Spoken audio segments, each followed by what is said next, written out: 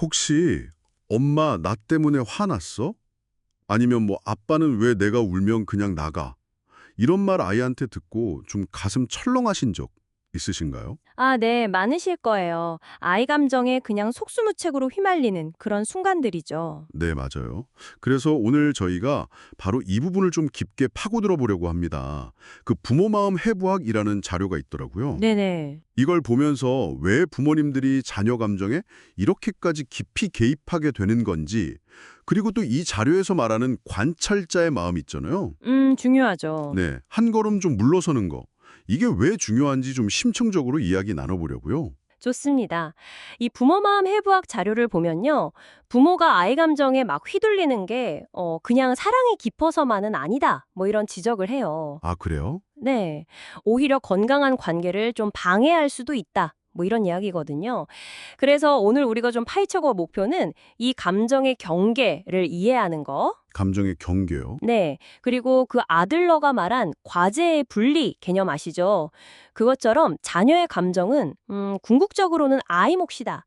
이걸 좀 받아들이는 지혜. 그걸 찾아보는 겁니다. 저도 자료 보면서 그 정서적 융합이라는 말, 이게 참 와닿았어요. 그렇죠. 아이가 울거나 화내면 진짜 내 잘못 같고 막 죄책감 들고 당황하고 그러잖아요. 아마 많은 부모님들이 공감하실 것 같은데 왜 이런 현상이 이렇게 흔한 걸까요? 자료에서는 좀 어떻게 설명하던가요? 부모 마음 해부학에서는요, 이게 뭐 부모 자녀 간의 자연스러운 애착에서 오는 걸 수 있지만, 이게 좀 과해지면 서로를 막 지치게 만드는 원인이 된다. 이렇게 설명해요. 아, 서로를 지치게요. 네네. 물론 공감은 해줘야죠. 근데 그 감정을 막 그대로 내가 다 흡수해버리는 게 아니라 좀 건강한 감정의 경계를 딱 세우는 연습, 이게 필요하다는 거죠. 연습이요? 네. 자료에서는 이 감정은 지금 누구 거지? 하고 스스로한테 자꾸 물어보는 것부터 시작하라고 제안하더라고요. 그든 그 관찰자라는 말이요. 어, 어떻게 들으면 좀 차갑게 느껴질 수도 있겠다. 이런 생각도 들어요. 아, 그럴 수 있죠. 아이는 힘든데 그냥 지켜만 보라는 건가? 뭐 이런 오해요. 그 아들러의 과제 분리랑 연결하면 좀 이해가 쉬울까요? 예를 들어 아침 등교 시간에 아이는 느긋한데 부모만 막 발동동 구르는 거 있잖아요. 네네, 딱 그거죠. 사실 지각하는 건 아이 과제인데 말이죠. 이 자료에서는 관찰자 역할을 좀 어떻게 풀어내나요? 아주 좋은 질문이세요. 부모 마음 해부학에서 말하는 관찰자는요, 절대 냉담함이랑은 거리가 멀어요. 아, 다행이네요. 네, 오히려 상호 존중, 그리고 건강한 분리, 여기에 기반한 태도를 뜻하는 거죠.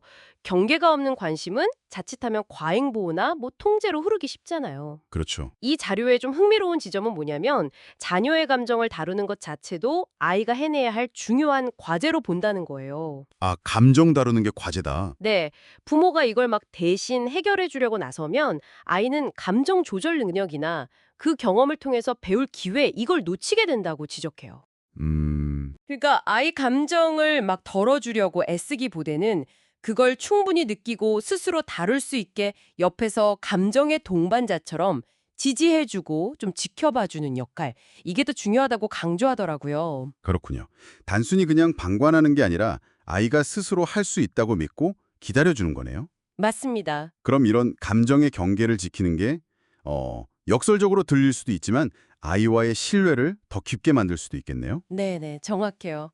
자료에 나온 사례처럼 아이가 뭐 친구랑 싸우고 와서 막 속상해할 때 같이 막 흥분해서 걔가 잘못했네 이게 아니라 아, 많이 속상했구나. 그 마음을 어떻게 하고 싶니? 이렇게 차분하게 묻는 태도 같은 거요. 바로 그거죠. 그게 바로 부모 마음 해부학에서 말하는 아이에게 책임감을 주면서도 여전히 안전한 사랑의 울타리 안에 있다는 걸 느끼게 해주는 사랑의 훈육이라는 겁니다. 사랑의 훈육. 네. 심지어 아이가 감정이 너무 격해져서 부모한테 좀 거친 말을 막 쏟아낼 때 있잖아요. 아유, 있죠. 그때도 감정적으로 막 받아치지 않고 네가 지금 엄마, 아빠한테 화가 많이 나 보여도 나는 여전히 널 사랑해. 이렇게 말해줄 수 있는 부모의 태도. 이게 아이한테는 조건 없는 수용의 경험을 주면서 깊은 안정감을 준다고 해요. 와, 그건 정말 쉽지 않을 것 같은데요. 어렵죠. 하지만 사랑이 그냥 순간의 감정이 아니라 변함없는 약속이고 결단이라는 걸 보여주는 거니까요. 오늘 부모 마음 해부학 자료를 통해서 좀 깊이 들여다보니까 자녀랑 건강한 관계를 위해서는 서로를 존중하는 어떤 심리적 거리두기, 이게 꼭 필요하구나 하는 생각이 드네요. 네, 맞아요. 부모가 먼저 감정의 파도에 막 휩쓸리지 않는 그런 단단한 관찰자가 되는 것. 이게 진짜 중요하겠어요? 네. 이 심리적 거리라는 게 관계의 단절이 아니라 오히려 깊은 신뢰랑 연결을 위한 공간을 만들어주는 거거든요. 부모 마음 해부학은 계속 강조해요. 뭘 강조하나요? 자녀의 감정을 있는 그대로 받아두되 거기에 막 같이 휘둘리지 않는 부모의 그 안정적인 모습. 그게 아이가 스스로 감정을 조절하는 법을 배우고 성장하는 가장 든든한 발판이 된다고요. 든든한 발판이요? 네. 그래서 때로는 막 같이 울어주는 것보다 아이의 그 감정 혹풍 옆에서 흔들리지 않고 그냥 조용히 함께 있어주는 것.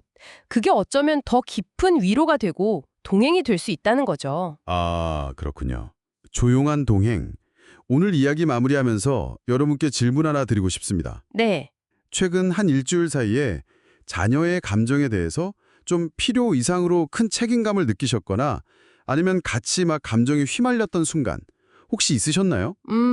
떠올려 보시면 좋겠네요. 네. 만약 그때 오늘 저희가 나눈 관찰자의 마음이나 과제의 분리 관점에서 그 상황을 한번 봤다면 어땠을까? 무엇이 좀 달라졌을까? 한번 생각해 보시면 어떨까 싶습니다.